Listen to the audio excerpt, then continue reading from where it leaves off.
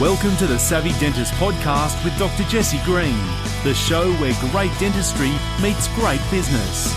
Listen in each week as we bring you an inspiring person who will share their story, ideas and business techniques to help you create a practice and a life you love.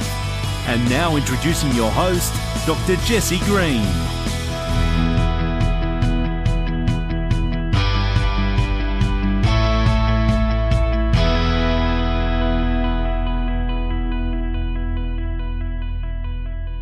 Hi everyone, it's Jesse Green here. Welcome back to SavvyDentist.com and to the Savvy Dentist podcast, the show where great dentistry meets great business. This is a bite-sized episode, which is a short episode, but even though it's a really short episode, I want to share with you the golden rule of business. And the golden rule of business is that businesses do not go out of business unless they run out of cash flow, because cash flow is the oxygen that keeps business alive. Oftentimes we see people talking about their headline revenue, and we all understand that metaphor or that saying that revenue is vanity, profit is sanity, but cash is king. And that's a metaphor, that's a saying for a very good reason. We often hear people talking about their journey to X million dollars or 1 million, 2 million, whatever the number is. And that's great, and I'm all for driving business growth, but at the same time, it's not the right number to be focusing on. The right number to be focusing on is cash flow. And in this COVID-19 situation that I'm recording this in, what we're seeing is the tide going out, and we are now witnessing in all of its, I was going to use glory, but that's probably not the right word, but what we're witnessing is those people who have, been able to successfully create cash flow, versus those that have not. Those people who have not are the ones who are going to be in trouble in the coming months. So let's just talk about cash flow for a moment. And the role of a business owner is to take the assets of the business. Those assets could be, the physical assets, the equipment and so on. It could be the team, the HR assets, the payroll. It could be the database, or, the goodwill. And of course, it can be intellectual property assets. But the whole idea is to take assets and convert those assets into sales or revenue, to convert that revenue into profit and that profit into cash flow. And how well a business owner does that is a measure of effectiveness. And so we want to be getting a return on assets, and that's a very, very important number to know. So our job as business owners is to take the assets that we've got and convert them into cash flow. And the ability to do that, we refer to squeezing the orange. I'm saying to a lot of people at the moment, you've got to get more juice from your squeeze. In other words, squeeze the asset hard, work the asset hard, and get the return from that. Once you've got that cash flow, of course, it's really important to do something sensible with it. That cash flow, can be used to reduce debt. It can be used to pay the owner a dividend, or it can be used to, buy more assets and rinse and repeat that cycle. So let's just talk about a few things when it comes to cash flow. Of course, we can look at the income statement side of things, which is really about revenue and expenses. And what we're trying to do there is to increase the earnings of the business. So revenue, there's really three ways to maximize revenue. That's to see more patients, see them more frequently, or increase the average transaction size. And expenses is fairly self-evident. We've got to be able to manage our expenditure very, very well.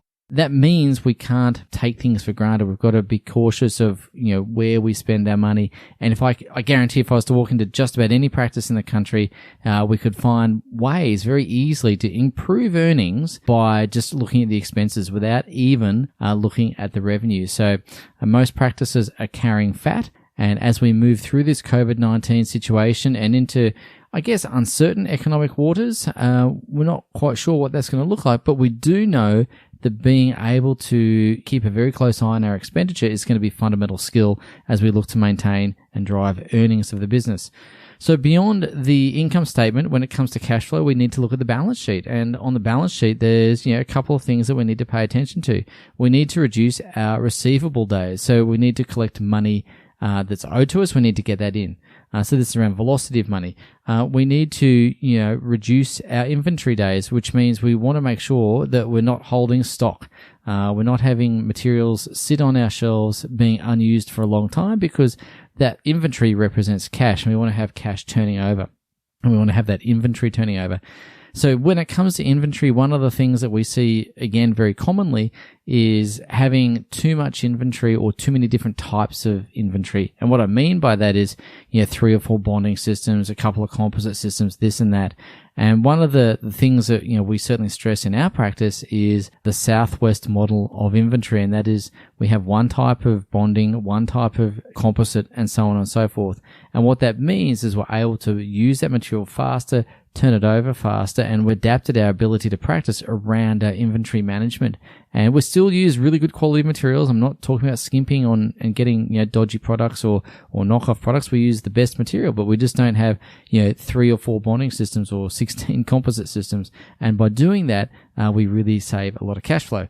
Now, the third part of the balance sheet that we need to look at is payable days. If you're given 7 days, 14 days, 30 days to pay a bill, then you're within your rights to pay that within 7 days, 14 days, or 30 days. So in essence, we want to get the money in quickly and pay it out as slowly as possible.